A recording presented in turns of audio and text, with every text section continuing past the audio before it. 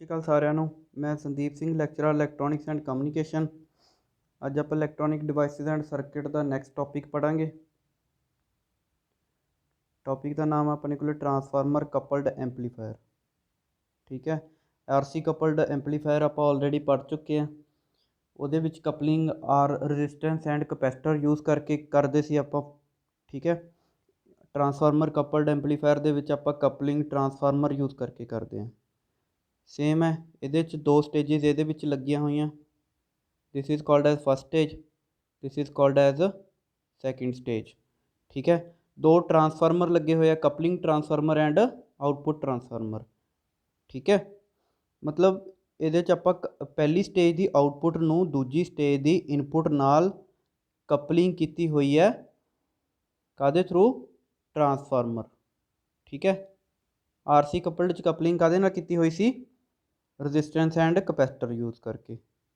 ਬਾਕੀ ਸਾਰੀ function same ਹੈ ਇਹਦਾ ਸਾਰਾ। ਠੀਕ ਹੈ, ਪਾਵਰ ਸਪਲਾਈ ਵੋਲਟੇਜ ਦਿੱਤੀ ਹੋਈ ਹੈ। R1 R2 RECE are used for biasing purpose.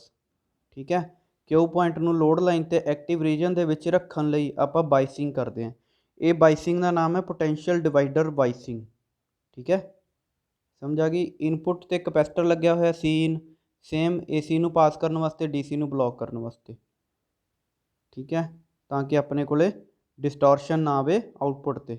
ਮਤਲਬ ਸਿਗਨਲ ਡਿਸਟੋਰਟ ਹੋ ਕੇ ਆ ਜਾਂਦਾ ਨਾ ਜੇ ਅਗਰ DC ਮਿਕਸ ਹੋਵੇ, ਉਹਨੂੰ ਰੋਕਣ ਲਈ ਕਪੈਸਿਟਰ ਲੱਗਿਆ ਹੋਇਆ ਇਨਪੁੱਟ 'ਤੇ। ਦੋ ਟਰਾਂਸਫਾਰਮਰ ਨੇ। ਠੀਕ ਹੈ, ਇੱਕ ਟਰਾਂਜ਼ਿਸਟਰ ਲੱਗਿਆ Q1, ਦੂਸਰਾ ਟਰਾਂਜ਼ਿਸਟਰ ਆ ਵਾਲਾ Q2, ਜਿਹੜਾ ਕਿ ਕੰਮ ਕਰਦਾ ਐਜ਼ ਏ ਐਂਪਲੀਫਾਇਰ ਦਾ। ਠੀਕ ਹੈ, ਐਂਪਲੀਫਾਈ ਕਰੂਗਾ ਸਿਗਨਲ ਨੂੰ। ਇਹਦੇ ਬੇਸ ਕਰੰਟ ਜਿਹੜਾ ਹੋਊਗਾ ਉਹਨੂੰ ਬੀਟੇ ਨਾਲ ਮਲਟੀਪਲਾਈ ਹੋ ਕੇ, ਕਿਉਂਕਿ ਐਕਟਿਵ ਰੀਜਨ 'ਚ IC ਕਲੈਕਟਰ ਕਰੰਟ ਹੁੰਦਾ ਜਿਹੜਾ ਇੱਥੇ ਫਲੋ ਕਰੂਗਾ, ਉਹ ਕੀ ਹੁੰਦਾ? ਬੀਟਾ IB। ਠੀਕ ਹੈ, IC ਕੀ ਹੁੰਦਾ? ਬੀਟਾ IB।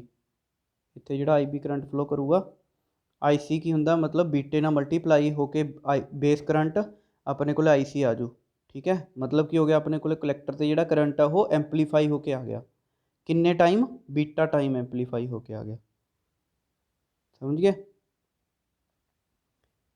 ਇੰਨੀ ਫੰਕਸ਼ਨ ਹੀ ਹੈ। ਹੁਣ ਆਪਾਂ ਨੈਕਸਟ ਪੜ੍ਹਦੇ ਹਾਂ। Transformer is use to transfer the AC output voltage of first stage to the input of the second stage. ਠੀਕ ਹੈ, ਟਰਾਂਸਫਾਰਮਰ ਕੀ ਕੰਮ ਕਰਦਾ ਹੈਗਾ? AC ਆਊਟਪੁੱਟ ਵੋਲਟੇਜ ਜਿਹੜੀ ਪਹਿਲੀ ਸਟੇਜ ਦੀ, ਉਹਨੂੰ ਦੂਜੀ ਸਟੇਜ ਦੀ ਇਨਪੁੱਟ 'ਤੇ ਅਪਲਾਈ ਕਰ ਦਿੰਦਾ। ਸਮਝ ਗਏ? ਕਿਉਂਕਿ DC ਤਾਂ ਬਲੌਕ ਕਰਤੀ ਸੀ ਕਪੈਸਿਟਰ ਨੇ, ਤਾਂ ਜਿਹੜੀ AC ਆਊਟਪੁੱਟ ਆਊਗੀ, ਜਿਹੜੀ ਪਹਿਲੀ ਸਟੇਜ ਐਂਪਲੀਫਾਈ ਕਰ ਦੂਗੀ, ਉਸ ਤੋਂ ਬਾਅਦ ਜਿਹੜੀ AC ਆਊਟਪੁੱਟ ਆਊਗੀ, ਟਰਾਂਸਫਾਰਮਰ ਉਹਨੂੰ ਕੀ ਕਰਦਾ? ਸੈਕਿੰਡ ਸਟੇਜ ਦੀ ਇਨਪੁੱਟ 'ਤੇ ਭੇਜ ਦਿੰਦਾ। ਸਮਝ ਆ ਗਈ? ਦੇਖੋ, ਆਹ ਵਾਲਾ ਟਰਾਂਸਫਾਰਮਰ ਹੈ T1। ਠੀਕ ਹੈ, ਇੱਥੇ ਕਲੈਕਟਰ ਜੰਕਸ਼ਨ 'ਤੇ ਪਹਿਲੀ ਸਟੇਜ ਦੀ ਆਊਟਪੁੱਟ ਆ ਜੂਗੀ ਆਪਣੇ ਕੋਲੇ। ਉਹਨੂੰ ਕੀ ਕਰੂਗਾ ਟਰਾਂਸਫਾਰਮਰ? ਦੂਜੀ ਸਟੇਜ ਦੀ ਇਨਪੁੱਟ 'ਤੇ, ਆਹ ਦੇਖੋ ਕਨੈਕਸ਼ਨ ਦਿੱਤਾ ਹੋਇਆ ਬੇਸ 'ਤੇ, ਸੈਕਿੰਡ ਸਟੇਜ ਦੇ।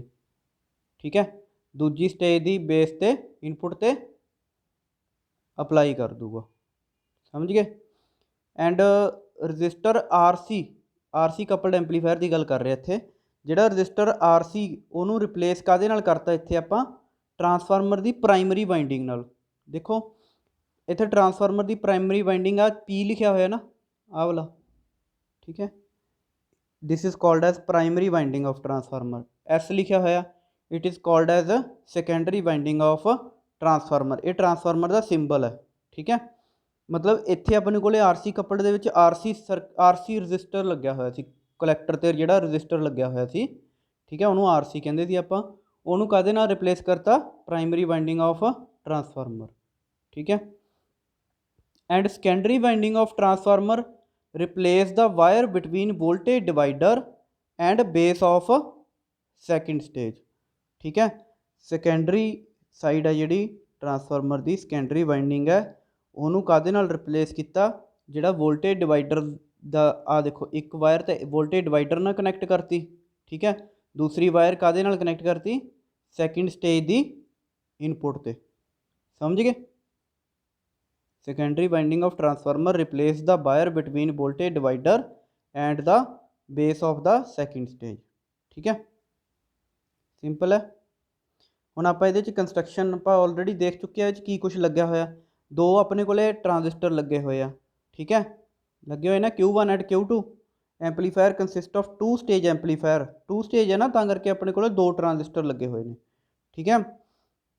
ਸੈਕਿੰਡ ਪੁਆਇੰਟ ਹੈ ਐਂਪਲੀਫਾਈਡ ਆਊਟਪੁੱਟ ਆਊਗੀ ਜਿਹੜੀ ਪਹਿਲੀ ਸਟੇਜ ਦੀ, ਠੀਕ ਹੈ, ਪਹਿਲੀ ਸਟੇਜ ਐਂਪਲੀਫਾਇਰ ਦੀ ਜਿਹੜੀ ਐਂਪਲੀਫਾਈਡ ਆਊਟਪੁੱਟ ਆਊਗੀ ਉਹਨੂੰ ਆਪਾਂ ਕਪਲ ਕਰ ਦਾਂਗੇ ਪ੍ਰਾਇਮਰੀ ਵਾइंडिंग ਆਫ ਦੀ ਟਰਾਂਸਫਾਰਮਰ। देखो इत्थों जी कलैक्टर रीजन तो एंपलीफाइड आउटपुट आऊगी, इत्थों सी तो, ठीक है, कलैक्टर रीजन है ना ये, इत्थों एंपलीफाइड आउटपुट आऊगी, उन्होंने आप कपल कादे नाल करता, इत्थे प्राइमरी वाइंडिंग नाल कपल कर देंगे, ठीक है, कपल हो गया। हुण सैकेंडरी टर्मिनल मतलब जे प्राइमरी दे विच करंट फ्लो करूगा, ट्रांसफार्मर का यही फंक्शन है ना, तो मतलब जे नंबर ऑफ टर्नस इक्वल है ट्रांसफार्मर दियाँ, तो सैकेंडरी दे विच भी सेम करंट फ्लो करूगा, ठीक है। एंड सैकेंडरी टर्मिनल आप कादे नाल कनैक्ट किया होया, transformer is connected to input of the second stage amplifier. उत्थों आउटपुट जी आऊगी पहली स्टेज की, वो अगली स्टेज की इनपुट से चली जाऊगी। हुण इत्थे ट्रांसफार्मर दो काम करता है, किहड़े-किहड़े काम करता है, एक तो यह कपल करता एंपलीफाइड सिग्नल नूं पहली स्टेज तो जिहड़ा आ रहा वो एंपलीफाइड होके आ रहा ना सिग्नल, उन्होंने कपल कादे नाल करता सैकेंड स्टेज नाल। दूसरा काम की करता है, ये आइसोलेट रखता है पहली स्टेज नूं दूसरी स्टेज तो, ठीक है, कादे तो आइसोलेट रखता मतलब डीसी जिहड़ा करंट है वो पहली स्टेज तो पास ना हो सके दूजी स्टेज वाल, ठीक है। जिवें अपने कोले आरसी कपल्ड दे विच कैपेसिटर अपने कोले सिर्फ एसी पास करदा सी, डीसी ब्लॉक कर दिंदा सी, कपलिंग कैपेसिटर सीगा, सेम इहदे च फंक्शन है।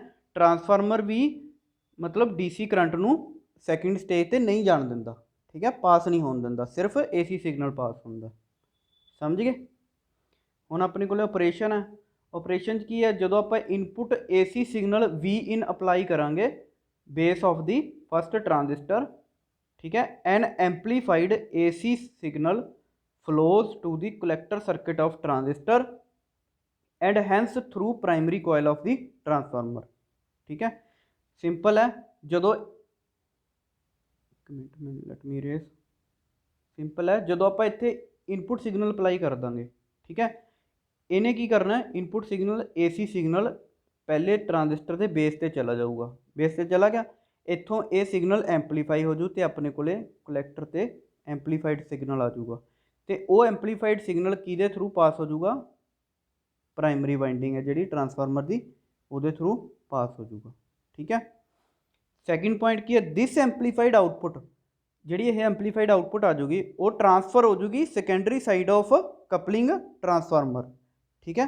आपको पता ही है जो प्राइमरी च वाइंडिंग च कोई करंट फ्लो कर रहा तो सैकेंडरी साइड मतलब ट्रांसफार्मर की करंट फ्लो करूगा ही करूगा, ठीक है, डिपेंड करता कितना करंट फ्लो करना है, वो डिपेंड करता नंबर ऑफ टर्नस से ट्रांसफार्मर दी किनिया टर्नस ने, ठीक है, समझ गए।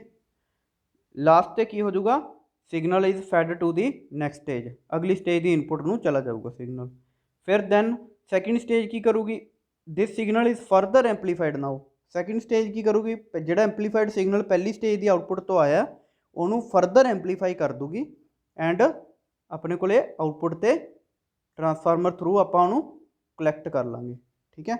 इत्थे अपने को सिग्नल होर एंपलीफाई होकर आ जाऊगा सैकेंड स्टेज के कलैक्टर से, ठीक है, तो ट्रांसफार्मर आउटपुट से लग्या होया ये तो आप आउटपुट इत्थे कलैक्ट कर लाँगे, ठीक है, समझ आ गई। एंपलीफाइड आउटपुट अपने को कलैक्ट कर लाँगे आप। नैक्सट अपने को एडवांटेज की है, ये मतलब no signal power is lost in base resistor, मतलब ये बेस से कोई रजिस्टर नहीं हैगा, इस करके कोई सिग्नल दे मतलब सिग्नल पावर अपने को लॉस नहीं होंगी, ठीक है। इनू फैब्रिकेट करना ईजी है, सौखा बनाना इनू, ठीक है। ये गेन हायर होगा, क्यों होगा गेन हायर, हायर फ्रिक्वेंसी ते क्यों होगा, कोई गैस मतलब फॉर एग्जांपल अपने को जिमें आरसी कपल दे विच अपने को इस तरह का फ्रिक्वेंसी रिस्पॉन्स सीगा, ठीक है, this is called as a तो इधर तो इस तो इधर, ठीक है, ये हाई फ्रिक्वेंसी कहते हैं आप, हाई फ्रिक्वेंसी, ठीक है, करव, समझ गए। हाई फ्रिक्वेंसी वाले सिग्नल नूं ਆਰਸੀ ਕਪਲਡ ਐਂਪਲੀਫਾਇਰ ਸੀਗਾ ਉਹ ਐਂਪਲੀਫਾਈ ਨਹੀਂ ਕਰ ਪਾਉਂਦਾ ਸੀਗਾ, ਇਸੇ ਕਰਕੇ ਆਪਾਂ ਨੂੰ ਟਰਾਂਸਫਾਰਮਰ ਕਪਲਿੰਗ ਯੂਜ਼ ਕਰਨੀ ਪਈ। ਠੀਕ ਹੈ, ਟਰਾਂਸਫਾਰਮਰ ਕਪਲਿੰਗ ਜਦੋਂ ਯੂਜ਼ ਕਰਦੇ ਆ ਨਾ ਤਾਂ ਆਪਾਂ ਨੂੰ ਗੇਨ ਵੀ ਹੈ ਜਿਹੜਾ ਉਹ ਹਾਈ ਮਿਲਦਾ। ਠੀਕ ਹੈ, ਹਾਇਰ ਮਿਲਦਾ, ਬਟ ਇਹਦੇ ਹੋਰ ਡਰੋਬੈਕਸ ਨੇ। ਇਹਦਾ ਗੇਨ ਇਹ ਜ਼ਿਆਦਾ ਦੇ ਦਿੰਦਾ ਆਪਾਂ ਨੂੰ, ਬਟ ਇਹਦੇ ਡਰੋਬੈਕਸ ਹੋਰ ਕੀ ਆਪਾਂ ਅੱਗੇ ਪੜ੍ਹਦੇ ਆ। ਡਿਸਐਡਵਾਂਟੇਜ ਕੀ ਹੈ, ਡਰੋਬੈਕਸ ਡਿਸਐਡਵਾਂਟੇਜ ਆਰ ਸੇਮ। ਠੀਕ ਹੈ, it has poor frequency response. ਦੇਖੋ ਆਰਸੀ ਕਪਲਡ ਦਾ ਫ੍ਰੀਕੁਐਂਸੀ ਰਿਸਪੌਂਸ ਇੱਦਾਂ ਦਾ ਸੀਗਾ। ਠੀਕ ਹੈ, ਮਤਲਬ ਫਲੈਟ ਸੀਗਾ, ਇੱਥੋਂ ਫਲੈਟ ਹੈ ਨਾ, ਬਟ ਜਿਹੜਾ ਟਰਾਂਸਫਾਰਮਰ ਕਪਲਿੰਗ ਹੈ ਉਹਦਾ ਫ੍ਰੀਕੁਐਂਸੀ ਰਿਸਪੌਂਸ ਇਸ ਤਰ੍ਹਾਂ ਦਾ। ਠੀਕ ਹੈ, ਕਿੰਨਾ ਪੂਅਰ ਹੈ। ਆਪਾਂ ਨੂੰ ਫਲੈਟ ਫ੍ਰੀਕੁਐਂਸੀ ਰਿਸਪੌਂਸ ਚਾਹੀਦਾ ਹੁੰਦਾ ਵੈਸੇ, ਬਟ ਇਹਦੇ 'ਚ ਕੀ ਹੈ, ਆ ਜਿਹੜਾ ਗੇਨ ਹੈ, ਠੀਕ ਹੈ, ਗੇਨ ਇਹਦੇ 'ਚ ਘੱਟ ਹੈ। ਇਹਦੇ 'ਚ ਗੇਨ ਕੀ ਹੈ, ਦੇਖੋ ਕਿੰਨਾ ਹਾਈ ਹੈ। ਠੀਕ ਹੈ, ਇਹਦੇ 'ਚ ਆਪਾਂ ਨੂੰ ਗੇਨ ਹਾਈ ਮਿਲ ਸਕਦਾ। ਸਮਝ ਆ ਗਈ। ਪੂਅਰ ਫ੍ਰੀਕੁਐਂਸੀ ਰਿਸਪੌਂਸ ਹੈ। ਟਰਾਂਸਫਾਰਮਰਸ ਆਰ ਬਲਕਿ ਸਾਈਜ਼ 'ਚ ਵੱਡੇ ਹੁੰਦੇ ਨੇ ਅਤੇ ਮਹਿੰਗੇ ਵੀ ਹੁੰਦੇ ਨੇ। ਉਹ 'ਚ ਕੀ ਲੱਗਿਆ, ਸਿਰਫ ਆਰ ਅਤੇ ਸੀ ਲੱਗਿਆ ਹੋਇਆ। ਰਜਿਸਟਰ ਕਪੈਸਿਟਰ ਨੂੰ ਕਦੇ ਟਰਾਂਸਫਾਰਮਰ ਦੇ ਨਾਲ ਕੰਪੇਅਰ ਕਰਕੇ ਦੇਖਿਓ ਸਾਈਜ਼ ਦੇ ਵਿੱਚ। ਰਜਿਸਟਰ ਕਪੈਸਿਟਰ ਛੋਟੇ ਜਿਹੇ ਹੋਣਗੇ, ਬਟ ਟਰਾਂਸਫਾਰਮਰ ਕਿੰਨਾ ਵੱਡਾ ਹੁੰਦਾ ਸਾਈਜ਼ 'ਚ। ਇਸੇ ਕਰਕੇ ਇਹ ਸਾਈਜ਼ ਇਹਦਾ ਬਲਕੀ ਹੋ ਜਾਂਦਾ। ਠੀਕ ਹੈ, ਐਂਡ ਐਕਸਪੈਂਸਿਵ ਹੈ, ਕਿਉਂਕਿ ਰਜਿਸਟਰ ਕਪੈਸਿਟਰ ਤਾਂ ਸਸਤੇ ਆ ਜਾਂਦੇ ਐਂਡ ਟਰਾਂਸਫਾਰਮਰ ਮਹਿੰਗਾ ਹੁੰਦਾ। ਠੀਕ ਹੈ, ਲੋ ਫ੍ਰੀਕੁਐਂਸੀ ਸਿਗਨਲਸ ਆਰ ਲੈਸ ਐਂਪਲੀਫਾਈਡ। ਇਹਦੇ 'ਚ ਜਿਹੜੇ ਲੋ ਫ੍ਰੀਕੁਐਂਸੀ ਸਿਗਨਲ ਆ ਉਹ ਐਂਪਲੀਫਾਈ ਘੱਟ ਹੁੰਦੇ ਆ। ਠੀਕ ਹੈ, ਥੈਂਕ ਯੂ।